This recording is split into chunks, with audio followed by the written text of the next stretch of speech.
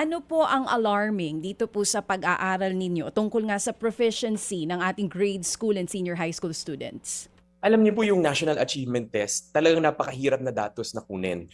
Mula po nung 2023, nung nagsimula yung EDCOM, talagang lagi namin kinukulit si DepEd, hinihingi yung datos na ito. Sa wakas po, nailabas. At nung nakita namin, first time nakita natin talaga, ano ba yung grouping ng proficiency? Dati po kasi, ang nakikita natin yung mean percentage score. So nakababahala yung resulta nung nakita po natin.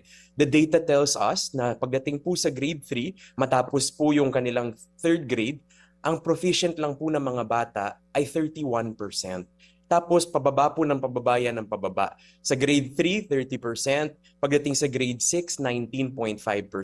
Pagdating ng grade 10, 1.36% na lang. At pagdating sa grade 12, 0.47%. Ibig sabihin, yung inaasahan nating alam ng bata, sa grade 12, 0.47 lang talaga ang nakamaster. At karamihan po sa kanila, yung natitira talagang hindi proficient or malawak yung mga kakulangan base sa DepEd policies. Kaya ito po yung talagang malaking challenge that we are facing. Kasi marami po talaga nagtatapos pero hindi nila nakakamit yung sinasabi nating competencies na dapat meron po sila pagka-graduate. Okay. Ano pong skills yung kasama dito sa sinukat natin from grade 3 hanggang grade 12 na sinasabi natin from grade 3 may mga binanggit po kayong datos, Opo. 31% na lang yung proficiency level hanggang pagdating ng grade 12 na 0.47% na lamang. Ano exactly skills yung sinukat natin dito? Yes po. So, marami po ito eh. Sine-check niya yung iba't ibang subjects katulad ng English, Filipino, Science, Math, tsaka Ariling Panlipunan. Kasama din to po ang pag-check ng literacy, comprehension, problem-solving skills, critical thinking. So, kabit-kabit po ito. Yun po yung disenyo ng assessment. Dito po sa binabanggit ninyo na ELNA and NAT, Yes. yung National Assessment Test po, dun sa analysis ninyo, alin dito sa mga nabanggit ninyong skills yung medyo, sabihin na natin, nakababahala sa aspeto ng hindi na po talaga umuusad yung proficiency ng mga bata? Meron pong bang gano'n na per subject ina-analyze natin kung saan pinakamahina yung mga estudyante natin?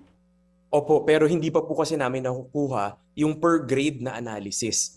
Ay per subject na analysis ng lahat ng assessment na ito. Yun po yung sinisikap pa nating makuha at pag-aralan ng mas malalim. Ngayon po, kung itatriangulate po natin ito sa ibang datos na nakita natin sa iba't ibang international assessments, tsaka dun sa Comprehensive Rapid Literacy Assessment, malinaw na hindi ito iba sa findings na sinasabi namin nung second year pa lamang. Kung ampaw ang foundations ng isang bata, kung pagdating ng grade 3, hindi niya kaya ang basic fundamental competencies katulad ng literacy at numeracy.